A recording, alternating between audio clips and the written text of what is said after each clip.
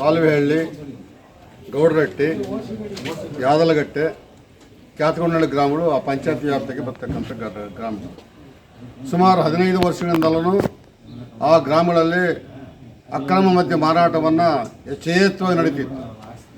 ಏನು ಸಂಜಾತರು ಯಾರೂ ಮರ್ಯಾದಸ್ಥರು ಹೆಣ್ಮಕ್ಳು ಬಯಲಿಗೆ ಬರೋಂಗಿಲ್ಲ.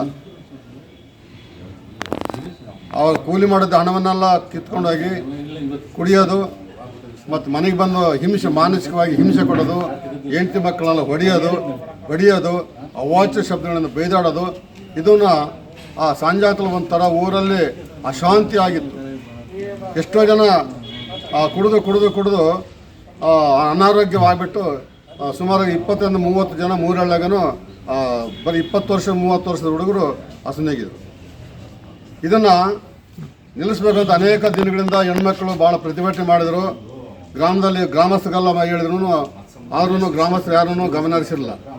ಮೊನ್ನೆ ಇಡೀ ಕಾಲುವೆಳಗೆ ಇಡೀ ಗ್ರಾಮ ಪಂಚಾಯತಿ ಅಲ್ಲಿ ಒಂದು ಇದು ಕಮಿಟಿ ಇದೆ, ಇಡೀ ಗ್ರಾಮಸ್ಥರ ಒಂದು ಪಂಚಾಯತಿ ಇದೆ.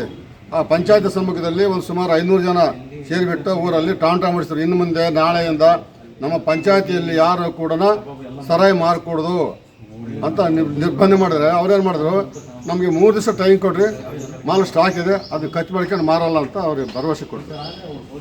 ಗೊಂಚಕಾರ ದೊಡ್ಡ ಮನುಷ್ಯರು ಪಂಚಾಯತ್ದಾರರು ಎಲ್ಲ ಹೇಳಿದರು, ಪಂಚಾಯತ್ ಮಂದಿ ಅವರು ಭರವಸೆ ಕೊಟ್ಟರು. ಅದನ್ನು ನಿಲ್ಲಿಸಲಿಲ್ಲ, ಪಂಚಾಯತಿ ಬೆಲೆ ಕೊಡಲಿಲ್ಲ. ಅದರಿಂದ ಪಂಚಾಯತ್ದಾರ ಏನು ಮಾಡಿಬಿಟ್ರು, ನೀವು ಹೆಣ್ಮಕ್ಳೆಲ್ಲ ಹೋಗಿ ನಿಮ್ಮ ಒಂದು ಶಕ್ತಿಯಿಂದ ಹೋರಾಟದಿಂದ ಅದನ್ನು ಪ್ರತಿಭಟನೆ ಮಾಡಿ ನಿಲ್ಲಿಸಮ್ಮ ಅಂತ ಹೇಳೋದಕ್ಕೆ ನಮಗೆ ರೈತ ಸಂಘಕ್ಕೆ ಮರೆಬಿದ್ದು. ಅದರಿಂದ ಇವಾಗ ಸುಮಾರಾಗಿ ಮೂರೊಳಗೆ 30 ಜನ ಮಾರ್ತಾರೆ. 30 ಜನ ಅಕ್ರಮ ಮದ್ಯ ಮಾರಾಟವನ್ನು ಮಾಡ್ತಾರೆ. ಅವ್ರಿಗೊಂದು 1000 ರೂಪಾಯಿ ಲಾಭ ಸಿಗುತ್ತೆ. ಆಮೇಲೆ ಸತ್ತೋಗೋರಷ್ಟು ಜನ 100 ಜನ ಅನಾರೋಗ್ಯ ಕೆಟ್ಟಾಗುತ್ತೆ, ಮನೆಯಲ್ಲಿ ನೆಮ್ಮದಿ ಇರೋಲ್ಲ, ಮಕ್ಕಳಲ್ಲಿ ಶಾಂತಿ ಇರೋಲ್ಲ, ಕೂಲಿ ಮಾಡಿ ದುಡ್ಡೆಲ್ಲ ಕರ್ಕೊಂಡು ಹೋಗ್ತಾರೆ. ಸುಮಾರು ಕಾಲೇಜ್ ಹೋಗೋ ಹುಡುಗರು 4 ವರ್ಷದಿಂದ ಹುಡುಗರು ಕಲ್ತ್ಕೊಂಡ್ಬಿಟ್ಟು ಶಾಲೆಗೆ ಹೋಗೋದು ಕೈ ಬಿಟ್ಟಿದ್ದಾರೆ. ಆಮೇಲೆ ಅನಾರೋಗ್ಯ ತುತ್ತಾಗ್ಬಿಟ್ಟು ಒಂದು 8 ಜನ ಸತ್ತೋಗಿದ್ದಾರೆ. ಅದರಿಂದ ಈ ಮದ್ಯ ಮಾರಾಟವನ್ನು ನಿಲ್ಲಿಸಬೇಕಂತ ಅಬಕಾರಿ ಇನ್ಸ್ಪೆಕ್ಟರ್ಗೆ ನಾವು ಇವತ್ತು ಒತ್ತಾಯ ಮಾಡಿದ್ವಿ.